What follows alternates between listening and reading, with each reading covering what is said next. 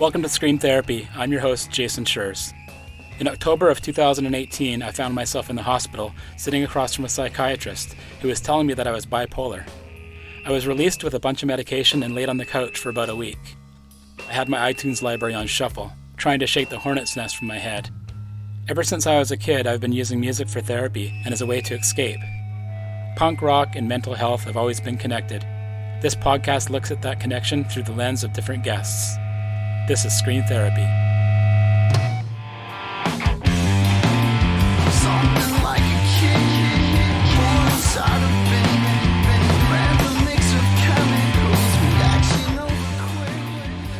Like many of my guests on Scream Therapy, Stephen Gray has used punk rock as an anchor throughout his life. When the lead singer, guitarist, and songwriter of Florida emo punk band Dikembe lost his mom last year, his whole life was thrown sideways. His depression, anxiety, and manic behavior began to ramp up, especially on tour, as the grief of his mom's passing sank in. It wasn't until he went into the studio to record Dikembe's fourth album, Muck, that he returned to therapy and began the process of healing. Writing and playing music has been an integral part of Stephen's life. With the support of his family, friends, band members, and the punk scene, Stephen has been navigating his challenges and honoring his mom with patience and acceptance.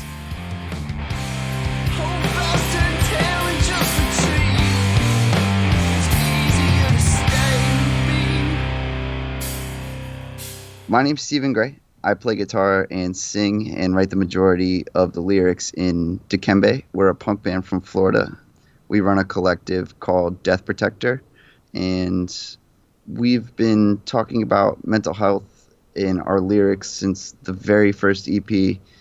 We've made a few efforts to try and contribute to some programs to help use our podium to do some good. So I'm really excited to be here and talking to you about this. This is great. Why did you choose to do that? Talk about mental health issues with the band. It was just something that it's always been, especially recently in the past 5 or 6 years, it's been something that I've realized is music is how I deal with these issues that I've had for so long with anxiety and depression, mania, and things like that. Going to therapy and coming to grips with my own stuff, I realized that the things that people connect with in our lyrics are all of these issues that, I was coming to grips with. So we've kind of made a conscious effort to maximize that connection when possible. Yeah, you mentioned mania, which twigged me because I live with bipolar, and I was wondering how that factors into being in the band, playing music, the energy you get from the mania. It's weird because I feel like it's amplified by when you're playing on stage, I don't know if it's just my brain or what, but I feel like a completely just this freedom that I don't experience anywhere else. And it can last for a while after a show. And then all of a sudden my sleeping bag's out and I'm laying on the ground and it's just this crash. And on tour, it's really weird because sometimes it just feels like, oh, this is a really good tour or something like that. But then you look back, whoa, what was I doing? You know what I mean? Yeah, even folks, and they're stable in bands. I mean, they're already doing things on the road that they shouldn't be, not eating, not sleeping. But when you factor a mental illness into that, it just kind of puts it to a whole new level. And you talk about things almost like a weird badge of honor. You're like, oh, I haven't slept or showered in 3 days. In the time, like everybody's just laughing and making jokes. But you look back and you're like, oh, that was super, super unhealthy. I was not in a good spot right there. And it's odd how tour sort of plays into these manic tendencies of just losing it for a couple of days, and you don't even realize because in the middle of it, it's this high of you're playing a show and everybody's happy, and it's odd. Do you feel like you go to a different place when you're playing in the band? Oh yeah, for sure. Being on stage, I feel like I question everything. Every word is so calculated, and I go over it a million times in my brain at a million times a minute. But when I'm playing, it's like I'm saying those words and I know them. They have a melody. They're going to come out. People already like them. And it's this whole other thing where I don't really have to worry about what I, say. I'm just sort of comfortable in a way that I feel like I never ever am in real life, connecting with people and feeling confident. Oh, I don't have to double think what I say every 5 seconds because we're kind of already connected over this. So, And do you think that could happen in other scenes the same way as it does in the punk scene? yeah, absolutely. I would say that that's probably a huge thing in hip hop as well. Being able to kind of shed that anxious shell and sort of say, like, all right, I am confident that you and I have some strange connection, whatever it is. Like, whatever weirdo shit I'm doing up here, you have some sort of connection to it. That makes me not afraid. I'm not worried because if this deeply personal thing that I'm doing, like, if you're into it, then we're okay. I'm comfortable with you. This is cool. How did you first get into punk, and do you remember gravitating towards it? Music has always been this thing where I sort of retreat and create, and that started at an extremely young age, messing around with keyboards and growing up sort of that weirdo connection again, like skating in middle school and meeting these kids that also were weird as hell and like afraid of everybody that they didn't recognize a niche connection with, and starting a band with those guys just to play Blink covers or whatever the heck we were doing. And that connection to other weirdos has always been the draw. But I don't think I got involved in the music scene until I was in late high school booking shows. I come from South Florida, which is very hardcore centric, and I was never like a huge fan of heavy breakdown bands, but I recognized that the people that I connected with on other levels connected with this, like a gateway into hardcore for me. But it wasn't until I like went to college and I moved to Gainesville and I was able to like start seeing local punk bands play. I like the style of music. I also love what they're saying, and they're great people. I'm in for life. This is it, like ride or die. So I've got this theory about punk, and I believe that there's something about that attracts folks with mental health issues. What's your take on that? And I think that punk music is finding niche commonalities because there's such a broad spectrum. So not only can you, I don't know, loves Green Day, we're going to be great friends. Their music tastes may spawn very differently than mine. They may be into like pop punk bands, but that umbrella of punk rock in general, we all can gravitate to that. And then through that, you can find those specific weird punk bands that you like. And those are the people that you make like your lifelong connections with and you start bands with. You get matching tattoos with and like weird shit like that. So you've been dealing with depression and anxiety for quite a while. Can you tell me how that looks or how that feels for you? Um, in therapy, we're always talking about doubt. Doubt's the biggest thing with me. I never really feel confident ever all the time. So with being in a punk band, it was like, oh, now I feel comfortable. Now I feel confident. This is a big step. And then that held me for a long time. It was like, this is good enough. This is fine. And then when I started going to therapy on top of it, that's when I could start to kind of recognize the things and the music that I'd been making for, I don't know, since I was in high school led me to a lot of conclusions about my mental health.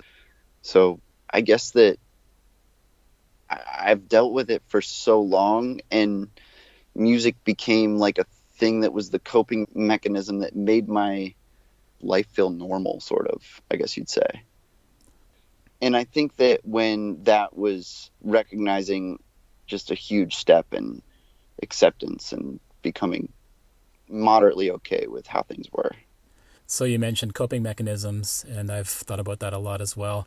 How far did that take you, or how far is that going to take you, do you think? Like I said, it's always the anchor for me. I can't even remember really what it was like before that. You know what I mean? Like, I remember being like unsure of myself as a kid and then going home and playing on a keyboard along with Phil Collins or something and being like, okay, cool. I'm okay. And just forgetting about all the dumb stuff from school. It's carried me through so long. Just the coping mechanism of being able to play music and make connections with people and things like that. I was really sorry to hear about your mom passing away.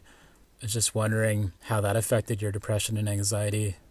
It was so it's really odd because I had my first real breakdown around 2015.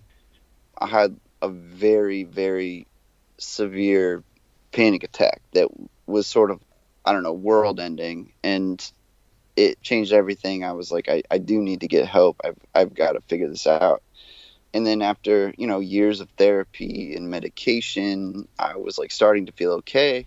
And then just out of nowhere, my mom passed. And it was just devastating.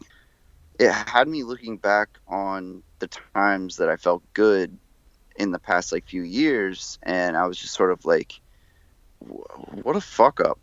It completely just leveled my whole view on the world again. It was like everything I had worked towards, and there's so many aspects. And again, guilt and doubt are brutal in combination, and so you think about things like what could I have done differently, and it it really had me examine my entire life again, which I feel like I had just spent 3 years, 4 years doing, and it sort of felt like the reset button, and it wasn't fair, and it had me in just the most manic states that I've ever been in my whole life. And it wasn't until we hit the studio with Muck that I started to kind of work through it and sort of felt like, all right, let me take a seat and like look at this and figure out why I feel the way that I do.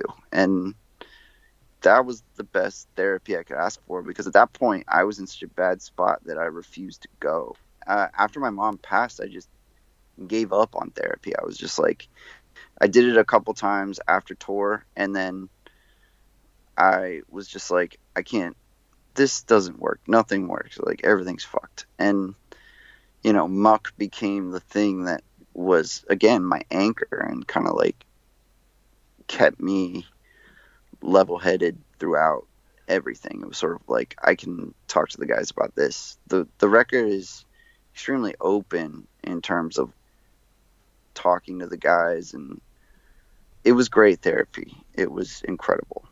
And it actually convinced me to sort of start looking at therapy again, which has been great.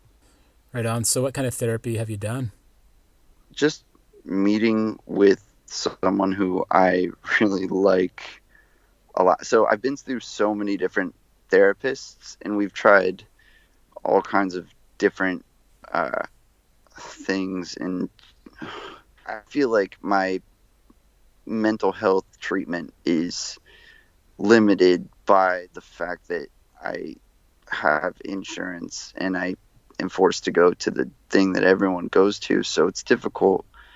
But a couple of years ago, I found a therapist who is just the best dude on earth. I've had therapists try to like make me color. I've had therapists try to like just things that I'm sure work just wonders for people. But again, you feel like you're talking at someone who's on the clock, and they're like, here, try this.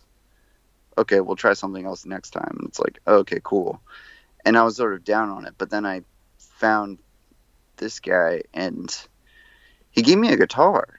He straight up gave me a resonator and was like, I'm not going to use this. He's like, you have it.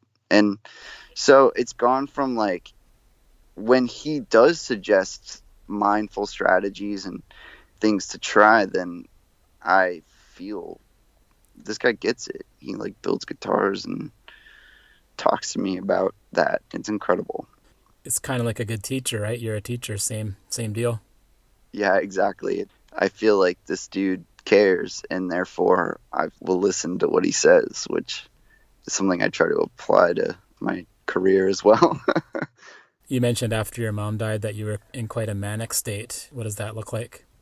So we hit the road pretty much right after. So it happened super suddenly. So it was the day before the last day of school in the 2019 school year. Someone had told my wife that my mom just like wasn't gonna make it, and so I had to like call out the last day of school, and then got back, coped the best I could, which I couldn't. I didn't. It was so sudden and so strange, and then we hit the road right after that, and Wow. it was this really strange, and it was so cool because we rarely ever get to do the West Coast. So that was sort of like, okay, I've got to get through this. We're going to the West Coast. It's going to be awesome. But again, the like full blown mania, just because I'm on the road, and the highs are incredibly high, but the lows are just ridiculous. And they would last obscene amounts of time. And I feel like hot state would just swap sometimes, and it would just kind of be like, woof, the highest high for days followed by the lowest low for day or hours. Sometimes it was obscene. Couldn't control anything. It was awful. Yeah. I feel like I ate like shit, drank too much, got way too messed up all the time. Like, it was awful. And the guys had to like, I feel awful because they sort of had to like deal with kind of understanding, like, I'm sure from a distance it was like, this dude's losing it.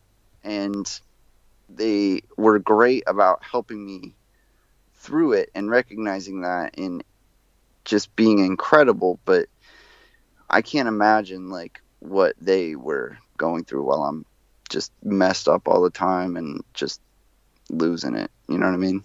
Yeah, for sure. I can identify with the changing moods. Mm-hmm. You know, living with bipolar, you have a few days way up, a few days way down. And I identify what you said about it being out of control because it does feel that way sometimes. Yeah, and I guess I haven't even touched on this yet, but also being in a manic state, when you're experiencing mania, I honestly don't know what it's like for everybody, but I feel like I'm floundering all the time. You know what I mean? Like I'm just treading water in whatever. That water could be super clear and sick and great, and I'm having a great swim, or that water could be like just drowning me, and I'm just treading it the whole time. And it's like, with being on tour, you compound that with the fact that you never know anything about your surroundings. Sometimes I will just wander. I would just be like on my phone, or like having kind of like a breakdown and like crying and trying not to look at anybody, and being like just walking away because I keep seeing people who are going to the show, and I'm like, losing it. I remember outside of Gilman, it's a venue in California. Of course. Yeah, of course. And sometimes I forget when I'm talking to really, really cool podcasts. Anyway, the being outside there, the side entrance is like where the bands are at, and a lot of people are walking up and down that street. And I remember crashing so hard and just having the worst depressive episode probably of the tour, in the street, just crying. Every time I would see a person, I'd be like, fuck, one more block. At some point I like look around and I'm like, oh fuck, where am I? And I like look at my phone and I have to use a GPS to get back. And it's like, if I didn't stop what if I were in like a bigger band and there were more people further down? Fuck, I could have been gone, dude. What have you done to start to heal from the loss of your mom? So when I got back from tour, a big thing was getting back from that tour was kind of like a pretty large wake up call. It's also when we started like writing super hard. So I did some therapy sessions and I had some very long, strenuous discussions with my wife. And, since then I've sort of shifted my focus from understanding I love Dikembe in its current form. And it's not something that anxiety sort of like looms over anymore. After that tour, the highest highs and like bonding with the dudes and just writing this record, I don't care anymore. I have two beautiful girls that I have more than one anchor now. That anchor that I guess part of it the whole time was like, when does this anchor ever go away? So yeah, it was an anchor and it helped, but at the same time, that doubt is still attached to that. And now it's to the point where I'm so happy musically and, my family is incredible. I've sort of tried to hone in on that since my mom's passing. And I feel like that has been kind of a big help. A lot of people have dealt with grief. We all have our own grieving over people that we've lost or other traumatic events in our lives. Can you explain how grief felt to you? I know that's kind of a personal question, but I think it's important that folks know what it entails. It was so when I speak about my mom's passing, I sort of talk about the grieving process as though it already happened, but I mean, it still keeps me up at night sometimes, just not having really the time to process and then realizing, like, oh my gosh, I'm still kind of messed up about this. But so the grieving process, if I had to describe it, it is so much more complicated than I thought it was going to be. Sometimes, I don't know, maybe it's just from like manic highs and lows. You get used to that relief of being rid of this feeling of like, someday I will wake up and this feeling that I feel will be gone. And I will be so relieved that the feeling it'll just be vamos. That definitely has not happened with a loss this severe before. I mean, you lose friends, you lose pets, and even other loved ones, but this severe sudden loss was like this weird thing that, every time you think you're over, you see some weird post from years ago and you're like, oh, fuck.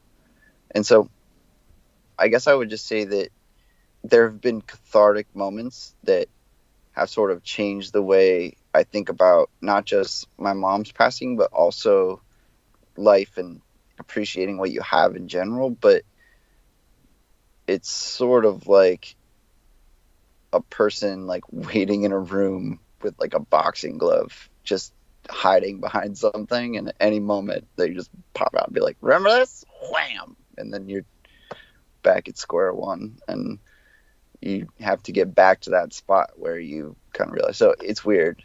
I guess it's a knockdown. It's a roller coaster. That's what I'll say. The podcast is called Scream Therapy. When you hear those words, what do you think? It really resonates with me because, like I said, when I was younger, when I was first getting into the music scene, it was watching all the hardcore bands and sort of being like, I don't quite understand the appeal of like this breakdown, these shorts and these hats that everyone's wearing. But I understand that everyone here is feeling some sort of catharsis right now. When I hear Scream Therapy, that's what I think of. I think of whatever subset of punk or hardcore that you subscribe to, you're able to grab someone, put your arm around someone and like scream a lyric in the face of someone who wants to scream that lyric at you because it's making them feel better too. So I guess that's kind of what I take away from it. It's the experience. Thanks for listening to the latest episode of Scream Therapy. I thought I'd tell you a little bit more about myself. I was born in Powell River, a small coastal town in British Columbia, Canada. I spent more than 20 years in the media industry, managing newspapers and writing and editing for magazines and online publications. After my mental breakdown in 2018, I had to take a break because everything seemed impossible. I needed to focus on my recovery. I did my best to take care of my mental health, while dealing with the intense mood episodes of bipolar. I was trying to help other people as well through support groups and also doing some health coaching. I'm doing everything I can, and I've been getting back to the kind of work that I love. This podcast has been a big part of that. After some serious soul searching, I decided to go back to school at the age of 47. I'm doing a Master of Fine Arts in Creative Nonfiction at the University of King's College that will allow me to work from home. In 2 years, I should have a book written, and surprise, it's also called Scream Therapy, and surprise again, it's about the link between punk rock and mental health. I'm excited about it, but I want to be sure that I pay close attention to my symptoms and stay as healthy as I can. One of the most important things about mental health is staying positive. I'm really glad that this podcast has been a big part of my recovery, and I thank you for listening. Screen Therapy is now airing on college and community radio stations. They include my hometown radio station, CJMP, out of Powell River, CJSF, 90.1 FM, Simon Fraser University, Radio Humber from Humber College in Toronto, Ontario, and Radio Waterloo, CKMS, from Waterloo, Ontario. You can connect with me at soundcloud.com/screamtherapy. Thanks again for listening, and until next time, take care and be well.